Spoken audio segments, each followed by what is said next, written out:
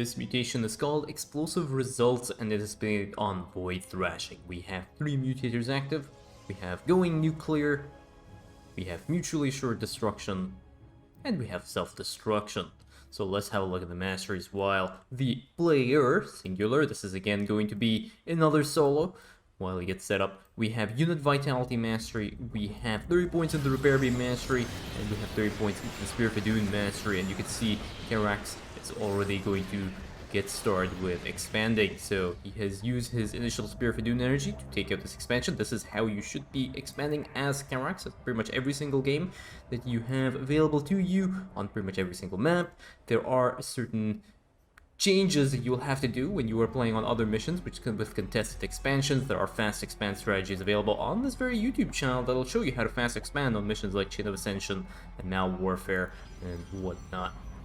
So Karax has picked the Templar Apparent Prestige, which is, for me personally, this is pretty much my favorite prestige, and it's gonna be my go-to prestige for Karax whenever I play him. It reduces the combat cost by 40%, and even though you don't have photon cannons and Kaidaran monoliths, I don't find the cannons and monoliths very versatile. So getting that 40% cost reduction is just great for Karax. It solves a huge problem that Karax had, which is his units are really expensive.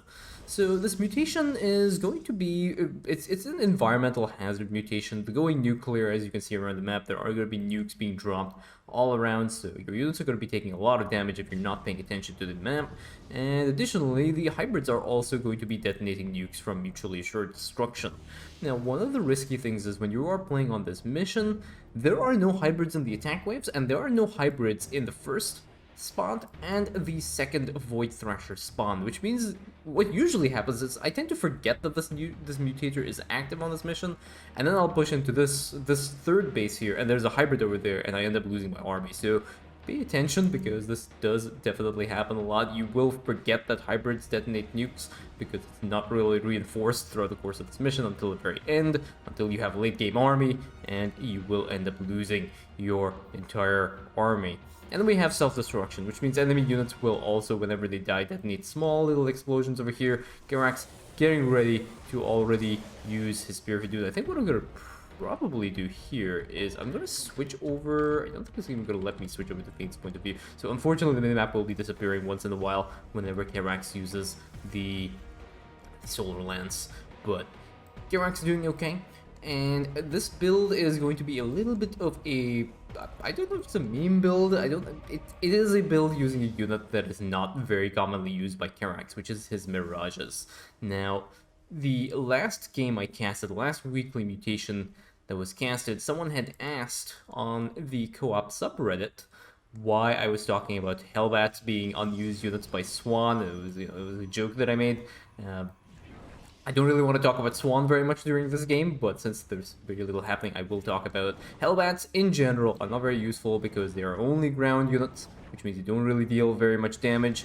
They are mineral dumps mostly, but the mineral dump could be better spent on Goliaths, which outperform them. They are outperformed by siege tanks, because the standard build for Swan is Hercules, siege tank, Goliath, science vessel, and that build basically shreds through everything that Amon can throw at it.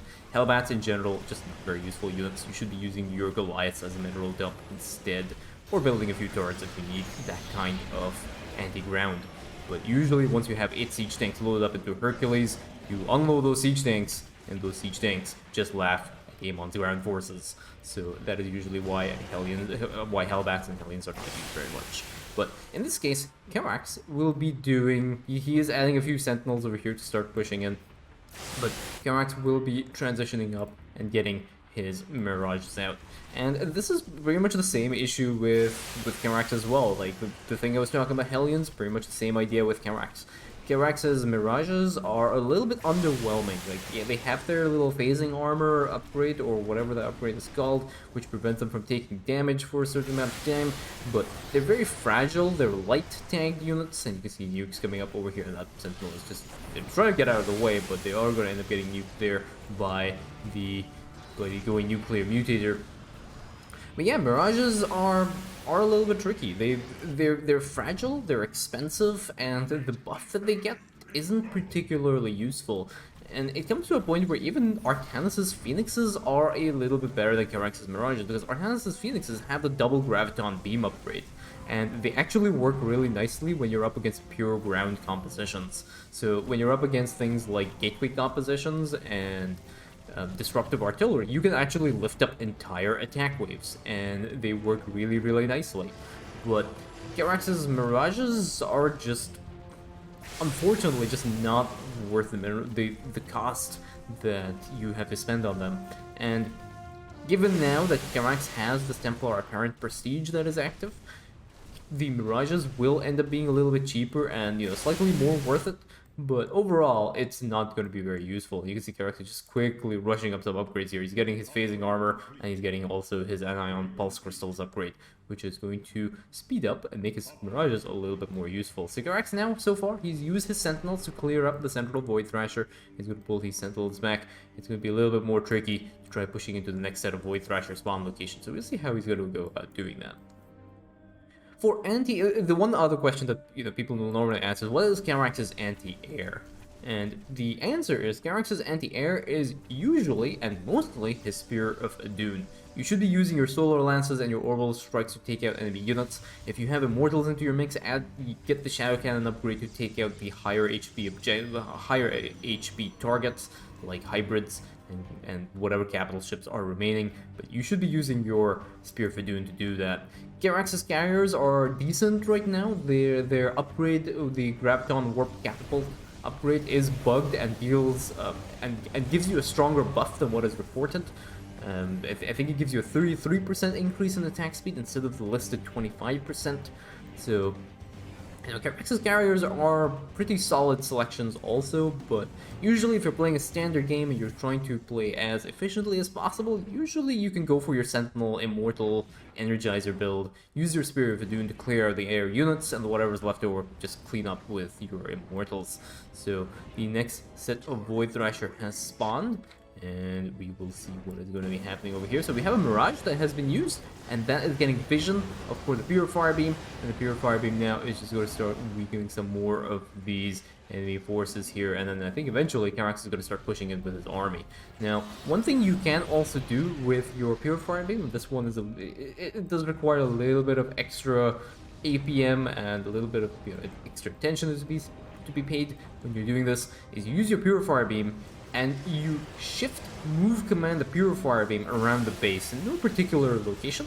But you just shift move command the Purifier Beam, and the Purifier Beam will keep moving around and getting vision for you after you have unselected it, and then you can use your Spear of Adun energy to actually pick off enemy units using either your Orbital Strikes or preferably your Solar Lances, because once you select your Solar Lance, you're not going to have access to the interface to use, so you need that Purifier Beam moving around by itself. That's how you can actually get a little bit of extra value for your call downs. Use the Purifier Beam in conjunction with your Solar Lances to get a lot of extra damage out of here. You see these Mirages now doing okay. They are slowly attacking the Void Thrasher, but take a look at the damage here. Like these things, like these Mirages are actually not dealing any kind of damage. They're very useful for kiting these going nuclear nukes, but you can see here it just takes them forever to just kill these Void Thrashers. And their damage points are just really, really low. They deal 8 damage, and then they deal 13 damage versus light. These Void Thrashers are not light units, they are armored units. So each Mirage is dealing 8 damage minus the armor and the shield that this thing has. So this thing actually has no armor. So that's also, I guess, that kind of works. Oh no, it does have 1 armor. Void Carapace, 1 armor. So you have 1 armor, so each Mirage is dealing 8 damage so far on every hit to these Void Thrashers, and you can see why this is not very, very effective. So that is why Mirages are not very useful. But anyway, Mirage is working reasonably well over here. Karax is probably not one of the best commanders to do this mutation with, but Tutu over here has figured out a way that actually works, and these Mirages will be moving out of the base as well and escaping this. But you can see the Unity Barrier also getting utilized here. The phasing armor does work also very nicely for these Mirages. It does help you mitigate the amount of damage that you are taking on your units, but Mirages in general, unfortunately, not a very great unit. And now Karax is going to be getting into position for dealing with the next Void Thrasher spawn. So the Void Thrashers have spawned, and these Mirages will have to get going because there are 3 Void Thrashers now that are active around. So How many Mirages are there for Karax in total? He has 15 Mirages. Is going to be nowhere near enough that one Stalker decides to try and attack these Mirages and gets lifted up. He's definitely regretting this decision. So there we go. We have a hybrid nuke detonation. Remember that there's nukes also active on this mission when hybrids die. As I told you, I forgot as well while casting this, and that is a thing that has happened. This hybrid is going to detonate a big nuke. So Karax will have to be a little bit careful. Hybrid Dominator being a little bit upset with these Mirages right now. And there's also a carrier that has aggro some of these things. And I do not know if Karax has enough energy to take out the Hybrid Dominator. I think he's just going to end up kiting that Hybrid because the Hybrid's going to be a little bit annoying to handle. And unfortunately also, this Plasma Blast range is pretty high once the Hybrid gets a lock-on your army. So I think probably the best way is to just use Unity Barrier and use the phasing armor. That Hybrid actually wedged in between those. Okay, so one of the other things as well here that it's huge on these Mirages here. One of the things about the Hybrid Dominator Plasma Blast is that the Hybrid Dominator's Plasma Blast is actually Splash. So one of the issues with Mirages as well is they tend to stack up. You can see how they're all stacking up over here. And so what happens is when the Hybrid Dominator casts Plasma Blast and these things are stacked up, all the Mirages around also take damage from that spell. And now there's an attack wave over here, and Karax is somewhat on the back foot here. He'll have to try and push in, but he has plenty of Sentinels. These sentries are actually spazzing out as well, and just gassing their force fields here to try and prevent Karax's army from contacting these Colossi, but all of that ends up getting cleared. How many Mirages were lost? 5 Mirages in total were lost in that entire engage. Overall, seems to be okay here. And now we have the last set of Void Thrashers. The Archangel cannot be gotten by these Mirages, obviously, because the Archangel is actually sitting on the ground at the start once it spawns. So Karax will have to go and clear the next set of Void Thrashers. But yeah, one of the issues as well, these Mirages are so susceptible to splash damage because they just naturally just clump up. Look how they're clumped up over here. That is like one storm, and they will just end up getting hit by the entire spell. But Karax is making his way through, and there are actually High Templars here as well. This is a Protoss composition. We have the Purifier Beam that gets used over here. Is Karax going to be using the rest of his call downs over there? He's using a few of his orbital strikes here, but I think I would have liked to see some of the Solar Lances being used here to actually take out some of these higher priority targets. There are a lot of Archons over here. I think one Solar Lance would have actually cleared out that a lot more effectively than using the orbital strikes. Remember that if you use more than 10 orbital strikes to kill something off, or kill a bunch of units off, it is much better to have used a Solar Lance instead, because Solar Lances actually provide a lot more energy efficiency for your Spear for Dude. One of the nukes is also coming down. All these Mirages are in the orange and the yellow, but the Repair Beam is going to work out pretty well here. We also have the Repair Beam upgrade here for Karax, so he's going to get maximum value out of that Repair Beam. And now he just has to be careful with the zoning nukes. This is one of the annoying things about this Mutator. It's just like its zoning capabilities is absolutely insane, but Karax has to run back and defend his. I actually don't know if he needed to run his army back. Like, I think one Solar Lance would have cleared out this entire attack wave very, very cleanly, very effectively, but Karax is going to be using his army as well to just handle this tank and just make sure that nothing bad happens to his production, because it's very possible you could end up losing your entire army there. Lots of damage being dealt from Amon self-destruction Mutator here, and now Karax is going to make his way back and deal with the rest of the. But yeah, you should be using the Solar Lances are really, really important. They're very nice for dealing with attack waves. So what I would have probably done over here is I would have warped in a bunch of Sentinels to just tank, and then just use my Solar Lances to clear out the attack wave. And whatever else is left, just use Orbital Strike to clean up. It would have been a little bit cleaner here. Solar Lances so much more effective at clearing out attack waves and these enemy bases here. But second Void Thrasher is going to end up getting cleared. These Mirages doing really well, and now there are 2 Hybrid Dominators over here. One Hybrid Dominator does actually end up hitting some more of these Phoenixes. Storm's coming down. Phoenixes all stacked up, unfortunately. And now these Sentinels are going to get a wraparound on that Hybrid Dominator. But the Hybrid Dominator has its eyes on those Mirages there. It wants to take out those Mirages rather than those Sentinels. Mirages now getting the extra range upgrade as well, and they are sitting at level 3 attack upgrade. And at level 3 attack upgrades, they have 10 damage. And this guy has 1 armor. So these things are dealing 1 damage per hit.